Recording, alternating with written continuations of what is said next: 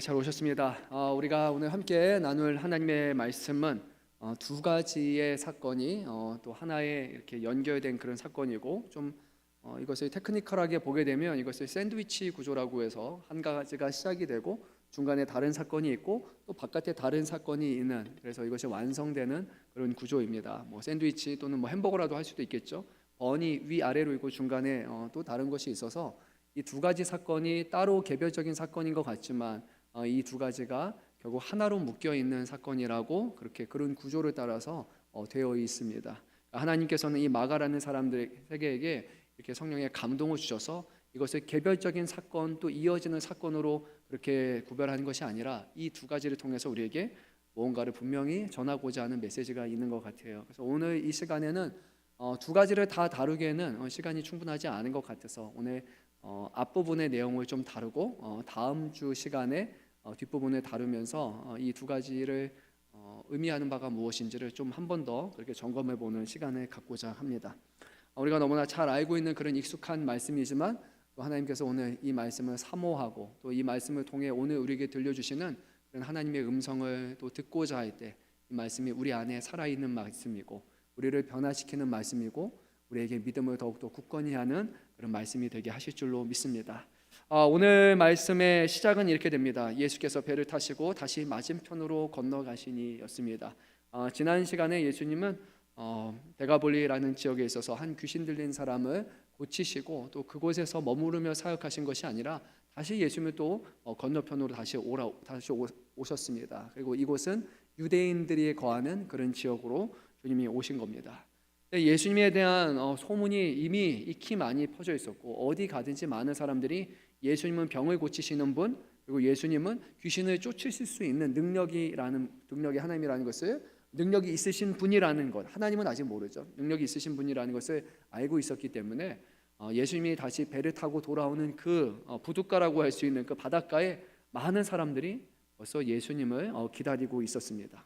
그 중에 한 사람이 바로 오늘 22절 말씀 보니까 회당장 중에 하나인 야이로라 하는 사람이었는데, 그 당시에 회당장이라고 하면은 상당히 권한을 가진 그런 사람이었습니다. 회당에서 어떻게 하나님의 말씀을 돌아가면서 나눌 수 있을 것인가, 그리고 유대인들에게 있어서는 회당이 갖고 있는 역할이 아주 중요했기 때문에 남성 10명이 있으면 반드시 회당을 세울 만큼 그렇게 이스라엘 백성들에게 있어서는 삶의 아주 중심이라고 할 수 있는 이 회당을 맡는 사람들 중에 하나였기 때문에 상당히 재력이 있었다고 볼 수 있고, 그뿐만이 아니라 많은 사람들에게 그의 신앙과 그의 도덕적인 삶 많은 부분에서 충분히 인정을 받은 사람이었기 때문에 그가 회당장의 자리를 맡았다고 우리는 볼 수 있습니다. 그런데 이 회당장의 모습과는 어울리지 않은 모습이 오늘 말씀에 기록이 됩니다. 회당장 중에 하나인 야이로 하는 이가 예수를 보고 발 앞에 엎드려 간곡히 구하여 이르되라고 성경은 말씀합니다. 회당장, 늠름해 보이고 상당히 권위가 있어 보이는 그런 사람일 것처럼 보이지만 오늘 예수님 앞에 보여진 이 사람은 아무것도 볼품없는 그냥 엎드린 사람이었어요. 근데 왜 그가 그런 모습을 보였느냐가 그 다음 말씀에 잘 설명이 됩니다. 내 어린 딸이 죽게 되었사오니 라고 말씀합니다. 그러니까 앞에서는 22절에는 그가 회당장이라고 말씀하고 있지만 예수님 앞에 엎드린 그는 회당장이라기보다는 사랑하는 딸의 지금 죽음의 문턱에 서 있는 그런 이 딸을 살리고 싶어서 애원하고 간청하는 한 아버지로 이 자리에 서 있는 겁니다. 그리고 이 회당장은 예수님께 말씀합니다. 어린 딸이 죽게 되었사오니, 그리고 이거는 그냥 하는 말이 아니라 실제로 이후에 가게 되면 이 딸이 죽게 됩니다. 정말로 긴급하고 너무 다급한 상황 가운데 정말로 예수님이 오셔서 내 죽어가는 딸을, 이제 시간이 얼마 남지 않는 딸을 주님께서 살려주셔야 된다라고 얘기하고 그는 주님을 향한 믿음을 여기서 보이고 있습니다.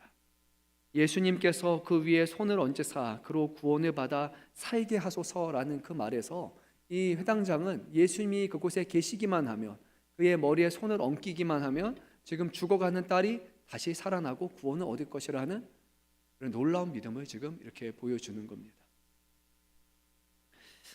저는 감사하게도 저희 딸애가 큰 병을 걸리지 않았어요.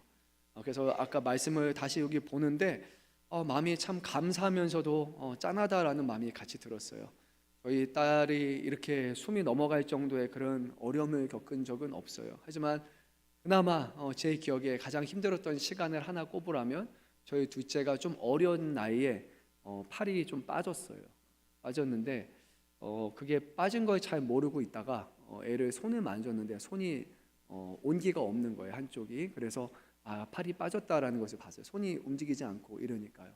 그리고 나서 이제 너무 놀래가지고 이 꼬마애가 첫째는 그런 적이 없었는데 둘째가 팔이 빠지고 여기 생기가 하나도 안 느껴지고 차가우니까 너무 놀란 거예요. 그래가지고 빨리 이걸 해결해야 되겠다라고 병원을 알아봤는데 생각보다 어린 아이들을 잘 받아줄 병원이 별로 없더라고요. 그래서 급한 김에 이 근처에 있는 그런 병원에 다 전화를 걸었습니다. 제가 먼저 광명에 있는 우리 중대병원을 걸었고, 그리고 나서 고대병원, 그리고 이쪽에 있는 대학병원이라는 곳에 다 걸고, 그리고 마지막에 이제 세브란스까지 해가지고 결국에는 중대병원 갔다가 거기서 안 되고 모든 병원 다 거쳐가지고 세브란스 병원에 이제 데리고 갔어요. 제가 좀 깜짝 놀랐어요. 이게 뭐 심장이 멈춘 것도 아니고 지금 팔이 빠져 있는 그건데, 야, 한국의 의료 체계가 이렇게 전문적인 대학병원에서 이거 팔 하나 끼는 거 할 수 없구나 라는 것이 제가 너무 충격을 받아가지고 말로만 듣던 그게 진짜 저에게 현실이 된 거예요. 아이들 소아 갈 수 있는 병원이 별로 없고,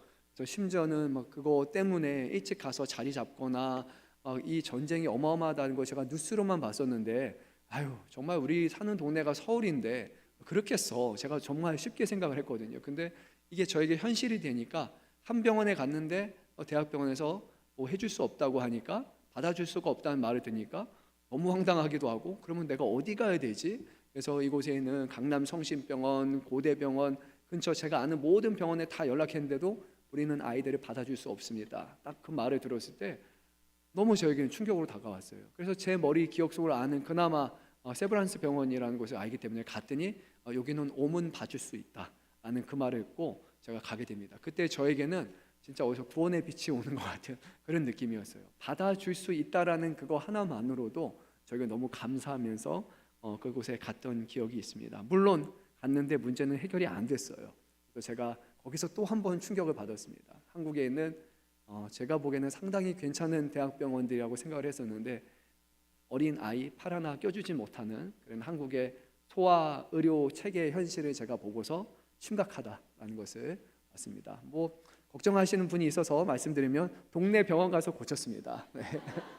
결론적으로는 여기에 홍보해도 될 것 같아요. 여기 삼성이었던가요? 의료 여기에 좀 누군지 아실 거예요. 아시는 분은 되게 좀 까칠하신 분이 한 분 계세요. 툭툭 던지시는 그런 분이 계시거든요. 어디서 오셨어요? 이거보다 이분은 좀 재밌어요. 제가 저번에 무릎이 안 좋아서 갔더니 그래요. 무릎이 안 좋으세요? 네, 무릎이 안 좋아요. 그러니까 하는 일이 뭐예요? 제가 좀 사무에서 많이 앉아서 일을 해요. 아, 그래요? 그러면 그 직업을 바꾸지 않으면 무릎이 계속 아플 거예요. 이런 말을 하시는 분이어서 뭐 이런 분이 다 있나 좀. 근데 그런데 잘하세요. 가시더니 애가 팔이 빠졌다는 것을 알고서 툭툭툭툭 껴가지고 툭 맞추고 이렇게 하더니 여기가 빠졌어요. 이러더니 나중에 이거 기부수 하고 나서 다 맞춰줬다고. 실제 맞춰줬어요. 대학병원보다 훨씬 낫더라고요. 거기 대학병원은 아이들에 대한 경험이 별로 없어가지고 혹시라도 아이들이 문제가 생기면 대학병원 가지 마시고요. 동네 병원 오래 하신 분들이 더 잘하시니까 가면 괜찮다. 나중에 한 번, 두 번 더 빠졌어요. 그런데 한 번 빠지니까 잘 빠지더라고요.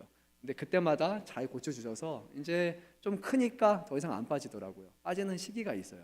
그래서 지금은 괜찮습니다. 가면서 이렇게 팔 보지 마시고 괜찮으니까 건강하게 잘 자라고 있습니다. 제가 그때 너무 놀랐어요. 아빠의 심정에서 내가 얘를 위해서 이것도 해주지 못하는 아빠인가라는 거에 거의 자괴감이 느껴질 만큼. 저도 원래 대학교 갈 때는 제가 프리메드를 갔으니까 의과 쪽으로 갔으니까 근데 뭐 제가 지금 해줄 수 있는 게 하나도 없죠. 그래서 너무 막 기분이 안 좋기도 하고 아빠로서 이것도 못 해준다는 거에 대해서 자괴감이 들기 시작하는 그런 생각이 들었는데, 오늘 이 말씀을 보니까 저에게는 그때의 모습이 조금이나마 저에게 오버랩이 됐던 것 같아요. 근데 이 회당장 야이로는 그것과 비교할 수 없는 사람이었어요. 뭐 병원이 좋은 의료시설이 갖춰 있는 것도 아니었고, 지금 정말로 이 정도면 죽겠다라고 느껴질 만큼 아주 절박하고 심각한 상황이었고, 이 1세기 당시의 의료 체계는 열병이 걸리면 열병 때문에 사람이 무수하게 죽어나가는 그런 상황이었기 때문에 어디가 부러지고 뭔 게 아니라 고열이 되면 잡지 못해서 애가 그냥 죽는 것이 이 시대의 모습이었어요. 조금 더 말씀드리면 1세기 당시의 기대 수명이 몇이었는지 여러분 혹시 아십니까? 기대 수명이 30이었어요. 30살밖에 안 됐어요. 그게 기대 수명이에요. 넘는 사람도 있어요. 간혹 70, 80을 사는 사람도 있었지만 30이 기대 수명이었고, 그리고 이것을 조사하신 연구하신 교수님이 볼 때 예수님은 30살이 넘으셨으니까 기대 수명을 훨씬 넘어서서 사셨다라는 것을 그 논문에서 얘기를 했어요. 오늘 우리의 기대 수명은 남성분들은 80입니다. 여성분들은 더 넘어갑니다. 이 당시는 30밖에 되지 않은 의료 체계라고 할 수 있는 것이 없는 그런 시대였습니다. 그나마 유일한 희망이 예수님이라는 분이 진짜 병을 고치시는 분이다. 정말로 병을 고칠 수 있는 분이다. 말도 안 되는 병, 고칠 수 없는 병을 그분은 고치셨다. 그러니까 이 회당장이 얼마나 기대를 가지고 신뢰 같은 그런 마음을 가지고 예수님 앞에 모든 자존심 다 내려놓고 내 어린 딸이 죽게 되었으니, 그가 했던 첫 말이 그것이었습니다. 예수님 이런 말 없어요. 내 어린 딸이 죽게 되었으니 그를 구원받아 살게 하소서. 예수님도 그의 어려움을 아셨어요. 그의 마음을 아셨고 예수님이 그와 함께 가시기로 결정하십니다. 얼마나 쫓아왔던 사람들이 많았든지 예수님과 함께 가실 때 오늘 24절 말씀을 보니까 큰 무리가 따라가면서 에워싸 밀더라라는 거예요. 그러니까 이 말씀을 생각하면 뭐 BTS 그런 공연장 같은 거 생각하면 될 것 같아요. 아니면 너무 사람이 많아가지고 그냥 걸어갈 수 있는 게 아니라 툭툭 서로가 미칠 수 있는 만큼 뭐 이런 일이 일어나면 실제로 어디서 참사가 날 만한 그런 어려운 상황이란 말이에요. 그 정도로 많은 사람들이 예수님과 예수님의 일행으로 지금 촘촘하게 있는 거예요. 제 머릿속에 떠오르는 딱 장면은 성탄절쯤 돼가는 시기에 9시쯤에 강남에서 2호선 타고 집으로 돌아올 때 그런 시간이라고 할까요? 거의 사람이 타는 게 아니라 좀비철이라고 할 수 있는데 하도 찡겨가지고 서로가 이렇게 서 있을 수 없고 서로의 몸에 기대어서 같이 이렇게 움직이거든요. 그쯤 되면 이렇게 우르르 갔다가 이렇게 우르르 갔다가, 근데 너무 촘촘해가지고 넘어지지 않을 정도로 예수님의 옆에 누가 있는지 누가 만지는지도 모를 정도로 아주 그렇게 어마어마하게 많은 무리가 예수님을 지금 둘러싸고, 그리고 이 야이로의 집으로 하나하나 이렇게 걸어가고 있는 그런 상황입니다.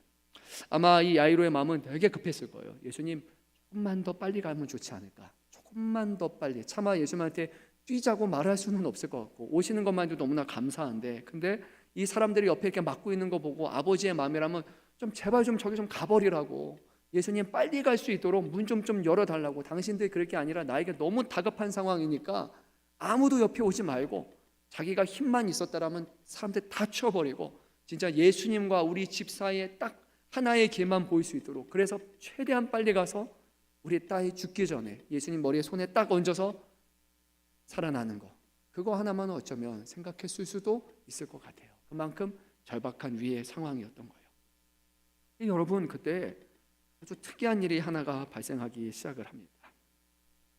에워싸매던 그 차이에 12해를 혈루증으로 알아온 한 여자에 관한 말씀이 갑자기 여기서 등장을 합니다. 지금 야이로는 엄청 바쁜 상황이에요. 이 말씀은 지금 야이로에 대해서 계속 얘기해야 될 것 같은데 갑자기 새로운 사건이 전개가 돼요.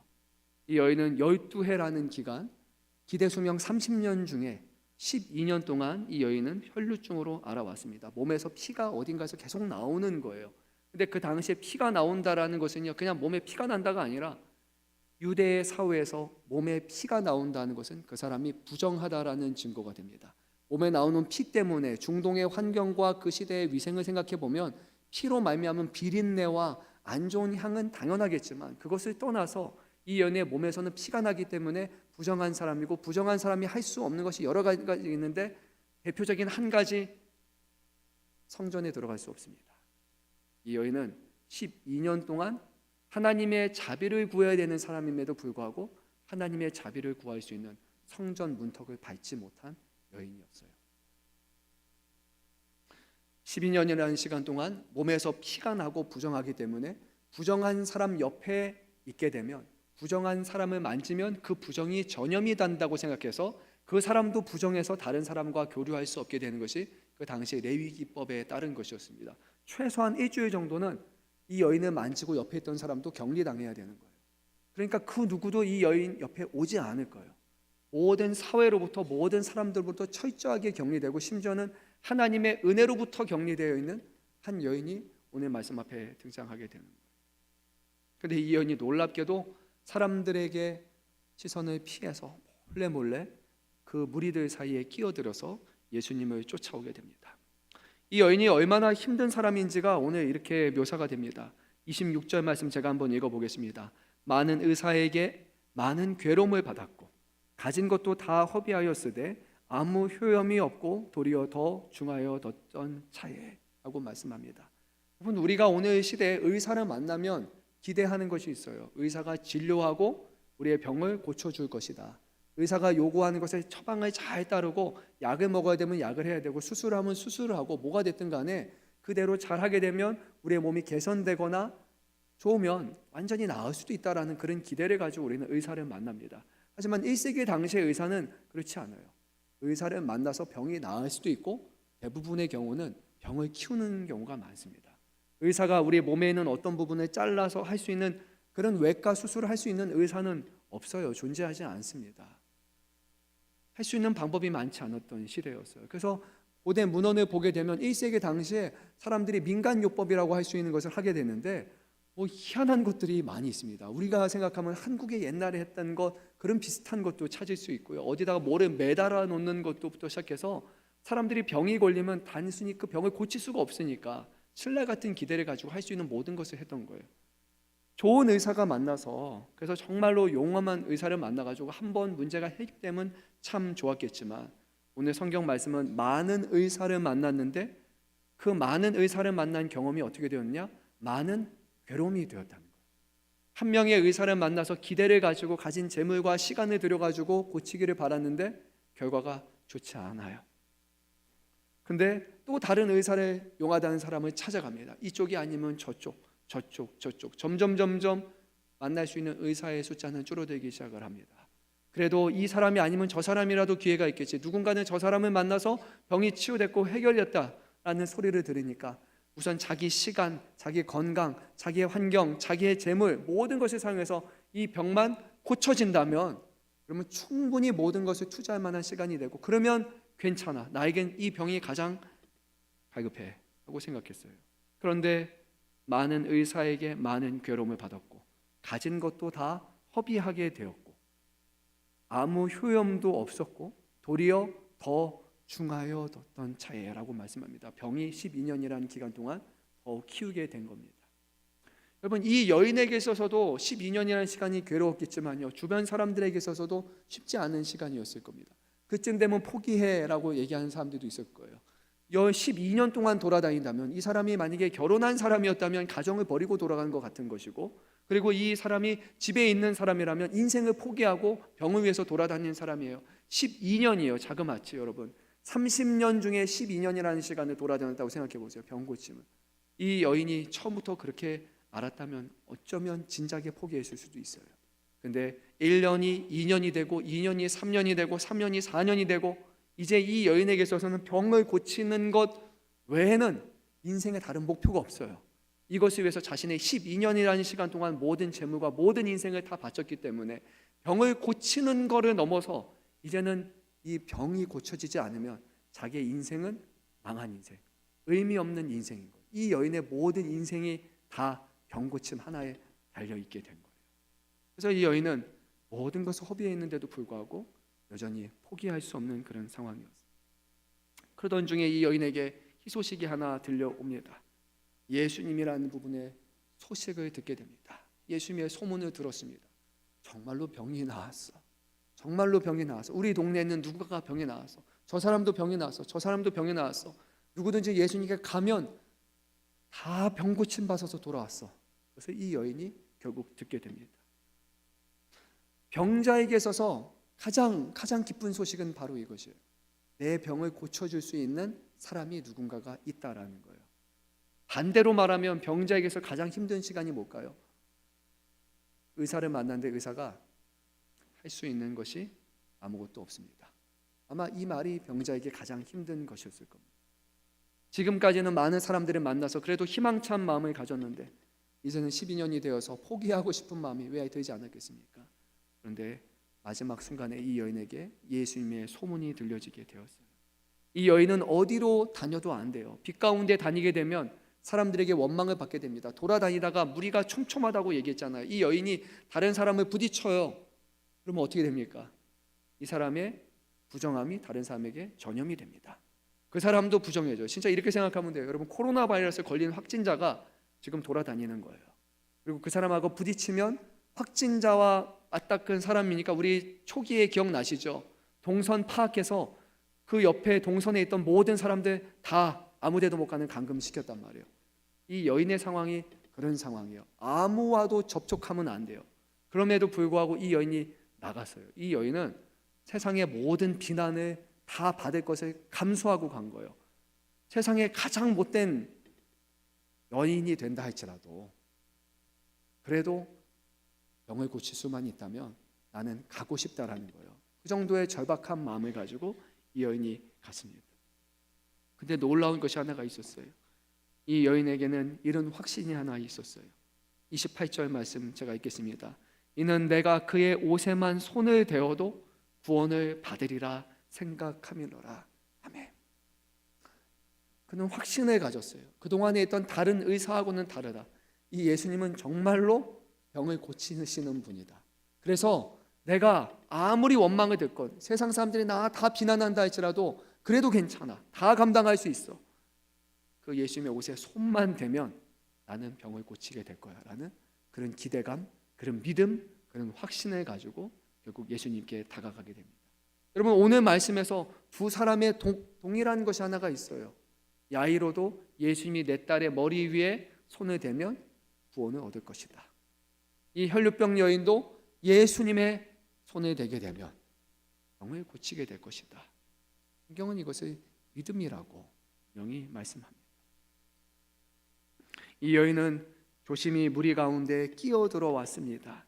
그리고 뒤로 와서 예수님, 예수님, 야이로처럼 나를 고쳐주십시오, 내 딸을 고쳐주십시오 라고 그렇게 말할 수가 없어요. 아무도 자기를 알아봐주면 안 되기 때문이에요. 이 여인이 할 수 있었던 것은 뒤로 가서 조용히 예수님의 옷에 손을 대는 것, 이것이 이 여인이 할 수 있는 최대한의 것이었던 거예요. 그리고 나서 여러분, 오늘 말씀에 보니까 아주 놀라운 일들이 일어나기 시작합니다. 우리 한번 29절 말씀 한번 읽어보겠습니다. 이에 그의 혈루 근원이 곧 마름에 병이 나은 줄 알고 몸에 깨달으니라. 이 여인은 그 즉시 내 병이 나았다는 것을 알았어요. 이 여인의 몸에서는 계속해서 피가 나는 상황이었기 때문에 그 여인은 알아요. 어떤 불쾌한 감정, 어떤 냄새, 어떤 작용인지 12년 동안 이것이 점점 커져왔기 때문에 이 여인은 너무나 잘 알아요. 그런데 그 즉시 자기가 고침을 받았다는 것을 이 여인은 알게 되었어요. 너무 놀라운 일이 이 여인에 발생했습니다. 그리고 이 여인은 아무 말 하지 못했어요. 자기에게 일어난 일을 지금 자기가 어떻게 바라봐야 될지. 여러분, 어떤 기분이었을까요? 어떤 생각이었을까요? 진짜 내 병이 나았다고? 12년 동안 모든 것 다 포기하고 다녔는데 근데 못 고쳤는데 이 병이 이렇게 쉽게 낫는 병이었어? 어쩌면 그런 생각이 들었을 수 있을 거예요.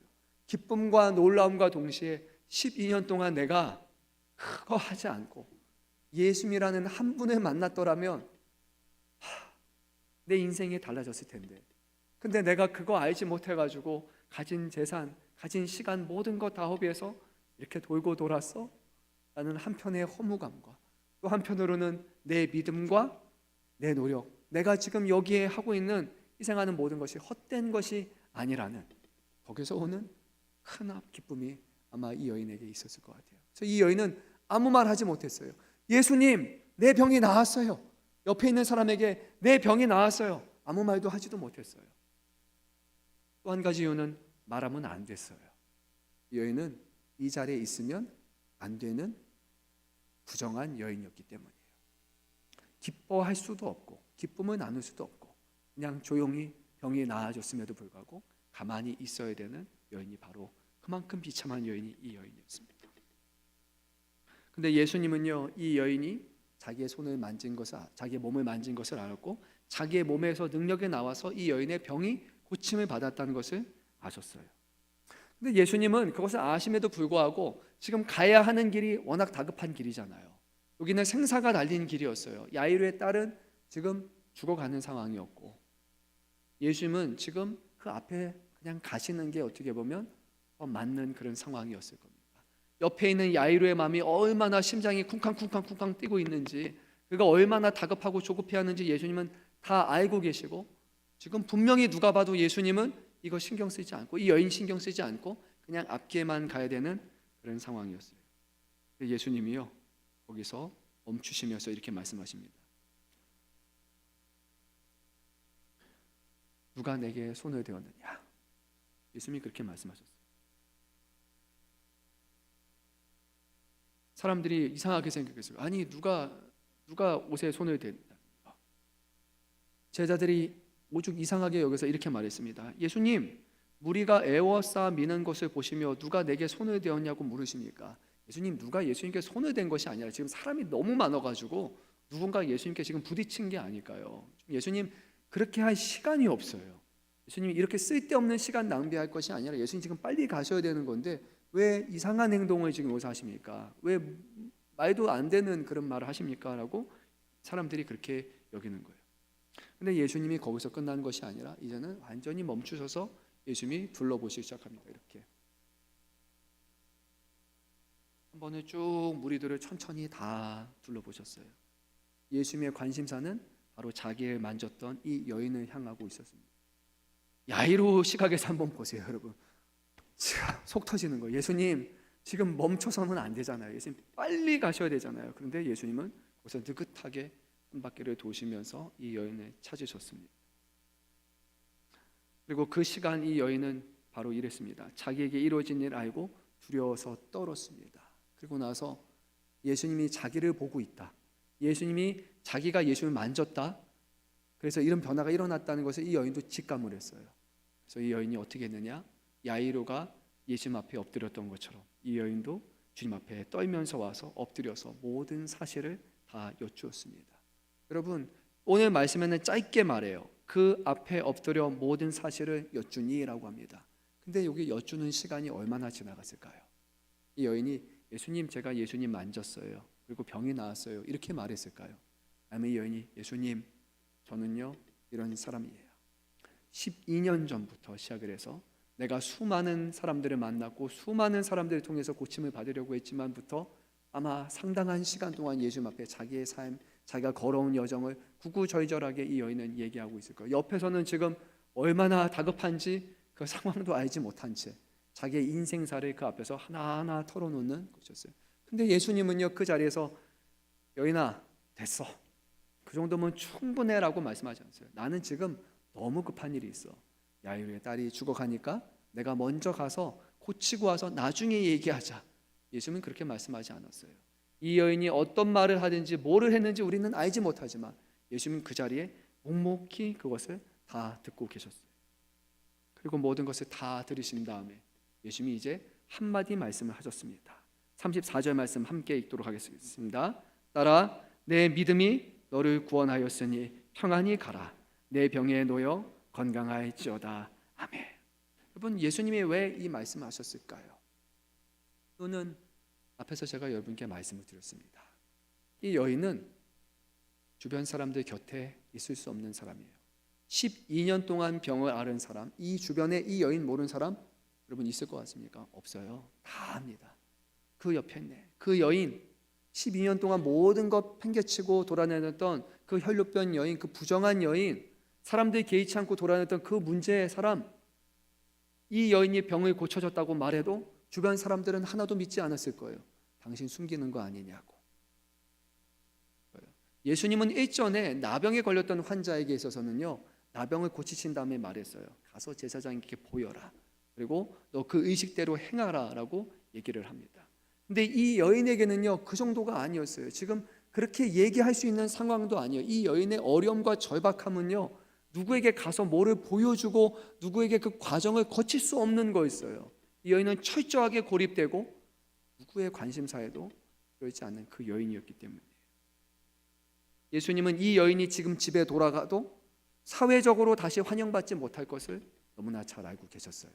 당장 몸이 낫는다고 해서 그 여인의 그 시간들이 다 괜찮아지는 것은 아니에요. 주변에 그 누구도 이 여인에 관심 갖지 않고 있지 않을 거예요. 그래서 예수님은 많은 사람들이 보는 앞에서 이렇게 말씀하셨습니다. 딸아, 내 믿음이 너를 구원하였으니 네가 보인 것이 믿음이다. 나는 네가 어떤 믿음으로 나에게 행동했는지를 안다. 앞에서 야이로가 보였던 것도 믿음이라면 오늘 네가 나에게 보인 것도 믿음이다. 예수님은 그 말을 주변의 모든 사람들이 다 들을 수 있도록 하셨어요. 이 여인은 믿음이 있는 여인이고 이 여인의 믿음은 혈루병이 낫는 믿음이라는 것을 공개적으로 많은 사람들 앞에서 주님은 말씀하셨던 거예요. 그리고 이렇게 말씀하셨습니다. 평안히 가라. 내 병에서 놓여 건강할지어다. 이제 너를 사로잡고 있던 그 모든 병에서 나아서 너는 건강하게 살아가게 될 것이다 라고 그 앞에서 많은 사람들 앞에서 이 여인의 병 고침과 구원을 주님은 선포하셨던 겁니다. 예수님이 하신 것의 목적은 단순히 병 고침이 아니라 이 여인이 사회로 사람들로 다시 돌아가는 것이었어요. 죄인이다, 더러운 사람이다, 부정한 사람이라고 해서 이 여인이 잃어버렸던 모든 시간들을 예수님은 아시기 때문에 다시 사랑하는 사람들과 함께 먹고 마시고 살아갈 수 있는 그 환경으로서 그 사회로서 돌아갈 수 있도록 예수님은 그 일을 행하셨습니다. 예수님이 이 시간에 얼마나 긴급한지 예수님은 아셨지만 예수님은 이 여인이 이름 없는 한 여인이라고 해서 이 여인에게는 시간을 많이 줄 필요도 없고 야이로의 딸은 회당장의 딸이기 때문에 더 중요한 사람, 더 덕망 있는 사람, 더 무게가 있는 사람이기 때문에 야이로의 딸을 우선순위로 두지도 않으셨어요. 예수님께서는 이름 없는 혈루병 여인이나 야이로 회당장 야이로의 딸이나 아니면 눈먼 병자든지 어떤 가난한 사람들이든지 세리든지 창녀든지 죄인이든지 예수님은 사람을 보고 그들의 지위와 가진 것을 놓고 판단하시는 분이 아니셨어요. 예수님은 한 사람 한 사람을 자기의 자녀로 보시면서 사랑하는 딸이라고 말씀하십니다. 사랑하는 성도 여러분, 이 여인에게 진정한 기쁨이 무엇일까 저는 한번 생각해 봤어요. 병을 고친 것에 대한 기쁨은 이루 말할 수 없을 것이고요. 그리고 저에게 개인적으로 생각했을 때는 이런 기쁨이 있었을 거예요. 내가 헛되게 살지 않았다. 내가 12년 동안 병 낫기 위해서 이거 위해서 내 인생을 걸은 거 수많은 사람들이 나에게 욕했을 것이고 이상한 사람이라고 했겠지만 내 인생 헛되지 않았어. 나 정말 병 고쳤어. 나 정말 이 문제 해결을 봤어 라고 자기 인생과 자기의 삶이 쓸데없는 인생이 아니라 그 가치가 여기서는 보장받는 것처럼 느껴졌을 거예요. 정말로 이 여인에게 필요한 것은 병 고침을 넘어서 그 여인의 인격과 그 여인의 살아갈 이유에 대한 분명한 것이 주어졌어야 됐을 거예요. 예수님은 이 여인의 육신을 고치시고 이 여인의 영혼을 회복시키셨어요.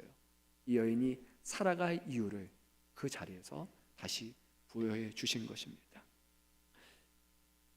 아무리 긴급한 순간에도 예수님은 특별한 사람들의 기도와 간구만 들으신 것이 아니라 오늘 저와 여러분 우리 같은 사람들은요 혈통적인 이스라엘 사람들도 아닙니다. 우리 대한민국에 이 복음이 전파된 지 그렇게 오래되지 않았어요. 1800년이라고 해도 얼마 되지 않습니다. 이스라엘 백성은 수천 년 동안 하나님을 아는 하나님을 섬기는 백성이었지만 하나님은 이스라엘 사람이라고 해서 그들만 사랑하시는 것이 아니라 누구든지 예수를 주로 영접하는 사람을 이제는 육신의 이스라엘 백성은 아니지만 영적으로 참 이스라엘이라 부르시며 우리를 하나님의 자녀로 삼으신다는 거예요. 우리의 삶을 기준 생각해 보면 우리는 우선순위로 나눠서 판단을 합니다. 뭐가 더 중요한 것인가?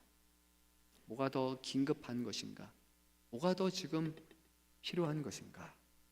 때로는 우리의 우선순위 밖에서 벗어난 일들이 어쩌면 더 중요한 시간일 수도 있고 그로 인해 많은 어려움들이 발생할 수도 있습니다.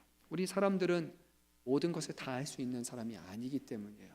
우선순위를 따져가면서 해야 될 수도 있습니다. 하지만 우리 하나님께 있어서 우리 예수님께 있어서는 이것이나 저것이나 모든 것이나 주님 앞에서는 서로가 나눠지는 것이 아니라 다 하나님이, 예수님이 감당해야 될 일이고 그 모든 것을 동일하게 봐주신다는 거예요.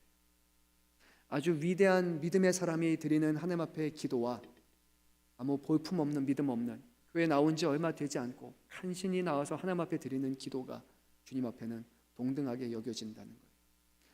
하나님은 우리를 외모로 판단하시는 분이 아니라 우리의 마음의 중심을 보시고 우리의 간절함, 갈급함과 주님을 향한 그 믿음을 보시고 주님은 응답하시는 분이기 때문입니다. 사랑하는 성도 여러분, 오늘 우리의 삶에 이런 질병이 있을 수도 있어요. 우리 교회 성도분들 가운데 병이 있는 분들도 있습니다. 처음에는 우리가 병이 걸리면 그래요. 병이 걸렸어요. 괜찮아요. 많은 사람들이 관심을 가져주고 함께 기도를 합니다. 10년이 지나면요. 10년도 아니고 5년이 지나면 사람들 속에서 우선 뇌리의 반 정도는 사라집니다. 기도하고 있지만 예전처럼 기도하지 않습니다. 예전처럼 간절하게 하지 않습니다. 어떻게 지내고 있는지, 어떻게 살아가고 있는지 그렇게 내일처럼 물어보지 않습니다. 그것이 우리 사람이라는 사람의 특징이기 때문에. 근데 우리 예수님은 이것도 저것도 어느 것도 예수님은 가치 없는 것으로, 가벼운 것으로 여기지 아니하십니다. 그렇기 때문에 우리가 예수님 앞에 기도하는 것이 의미가 있는 것이고 그 누구도 예수님 앞에 기도하고 하나님의 도우심을 기대할 수 있는 것이에요. 한 이름 없는 이 여인을 사랑하신 예수님이라면 지금도 주의 이름을 부르며 주님을 사랑한다 고백하며 주님의 도우심을 구하는 하나님의 자녀를 우리 주님이, 우리 하나님이 외면하실 것이라 저는 생각하지 않습니다. 한 유명한 신학자가 이런 글을 남겼습니다. 우리는 하나님의 응답하심의 때가 참기 늦는다고 생각을 합니다. 그런데 이런 얘기를 했어요. 뒷부분에. 근데 그것은 어려운 상황에 처한 사람들이 종종 생각하는 것입니다 라고 합니다. 그러니까 시간이 좀 다르게 흐른다는 거예요. 똑같은 시간 안에서도 갈급한 사람들의 시간은 더 간절하게, 더 빠르게 가기 시작합니다. 똑같은 시간 안에서도요. 근데 조금 밖에서 보게 되면 그 시간은 동일하게 흐르고 있는데 내 간절함과 내 갈급함 때문에 많은 것을 놓칠 수 있다는 거예요. 근데 하나님의 시간은 흔들리지 않는 시간, 하나님이 정하시는 그때, 하나님은 너무 빠르게도 아니고 너무 늦게도 아니고 이 모든 것을 통해 하나님의 역사를 이루시는 것이죠. 우리가 다음 주에 나누게 될 사건을 잠깐 언급하게 된다면 이 야이로의 딸은 결국에는 죽음을 맞이합니다. 예수님이 갔을 때는 바로 이 여인을 고쳤다라는 소리를 듣는 그 후에 또 하나 들려오는 소식은 한 여인은 구원을 받았지만 어린아이는 죽었다는 비참한 소식을 듣게 됩니다. 많은 사람들은 이것이 끝이라고 생각했을 거예요. 이제 예수님 가도 아무런 일이 나타나지 않는다. 예수님의 선택이 틀렸다라고 생각하는 사람들도 있었을 겁니다. 야이로의 딸을 먼저 가서 고쳐줬더라면, 그리고 이 여인에게 나중에 얘기했더라면 야이로의 딸도 고치고 이 여인도 고치지 않았을까 하고 생각하는 사람들도 어쩌면 있었을 겁니다. 하지만 예수님은 틀리지 않았습니다. 예수님은 오히려 그 자리에 지체함으로써 병을 고치시는 분 정도가 아니라 예수님은 죽은 자를 살리시는 하나님이시라는 것을 그 자리에 모든 사람들에게 분명하게 보여주셨어요. 사랑하는 성도 여러분, 살다 보면 우리 안에 고통과 어려운 시간, 하나님의 응답하심이 너무나 더디게만 느껴지는 순간이 있을 것입니다. 그것은 하나님의 실수가 아닙니다. 하나님은 이를 쉽게 해결하는 그런 하나님이 아니라 불가능해 보이는 상황 속에서도, 우리가 이제는 더 이상 할 수 없다라고 하는 상황 속에서도 주님은 길을 만드시고 죽은 자를 살리시는 하나님이심을 우리에게 분명하게 드러내기 원하시는 거예요. 우리의 조급함으로 하나님 앞에 매달리고 원망하는 것이 아니라 하나님의 능력이, 하나님의 지혜가 우리보다 뛰어나고 우리에게 불가능한 것을 행하시는 능력의 하나님이라는 것을 우리가 결코 놓치지 않는다면 하나님은 그 믿음의 자리에 놀라운 역사를 일으키실 것입니다. 오늘 주님은 두 번에 걸쳐서 말씀하셨습니다. 이 여인에게 이렇게 말씀하셨어요. 내 믿음이 너를 구원하였으니. 뭐라고요, 여러분? 내 믿음이 너를 구원하였으니. 나를 고쳐줄 수 있을 것이라, 내 딸을 살려줄 수 있을 것이라는 그 믿음에 대해 주님은 실망시키지 아니하시고 그 믿음을 들어서 사용하시는 분이십니다. 어떠한 자리에서 어떤 삶을 살아가든지 오늘 이 여인을 통해서 보여줬던 그 갈급함과 간절함, 그리고 그 문제를 진정으로 해결하실 수 있는 분이 바로 예수 그리스도이시고, 그분은 우리의 병을 고치는 것에 넘어 우리를 진정으로 살리시는 우리의 생명이시고 주인 되심을 놓치지 마시고요. 또한 여러분의 한 주간의 삶 가운데 어떠한 어려움과 고통이 있다 할지라도 그 문제가 하나님 앞에 해결되지 못할 것이 없음을 믿으시고, 그것을 하나님 앞에 끈질기게 믿고 나올 때 주님이 원하시고 예비하시고 계획하시는 그때 하나님의 방법을 통해 하나님의 영광을 드러내고 여러분의 삶을 변화시키는 놀라운 능력을 행하여 주실 줄로 믿습니다.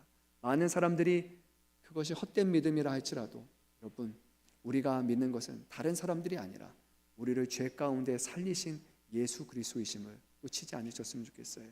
하나님께, 예수님께 능력이 부족한 것이 아니라 겨자씨만한 믿음만 있어도 이 산에 들어 저리로 옮길 수 있다 말씀하신 것 같이, 주님은 우리의 작은 믿음을 들어서도 하나님의 놀라운 역사를 이루시는 분이기에 또 한 주간 다시 한번 믿음을 굳건히 하고 어디에서 무엇을 하든지 믿음을 가진 사람처럼, 그 믿음으로 구원을 받은 사람처럼 세상에 감당하지 못할 믿음의 사람으로 승리하는 저와 여러분 되시기를 주님의 이름으로 축원합니다.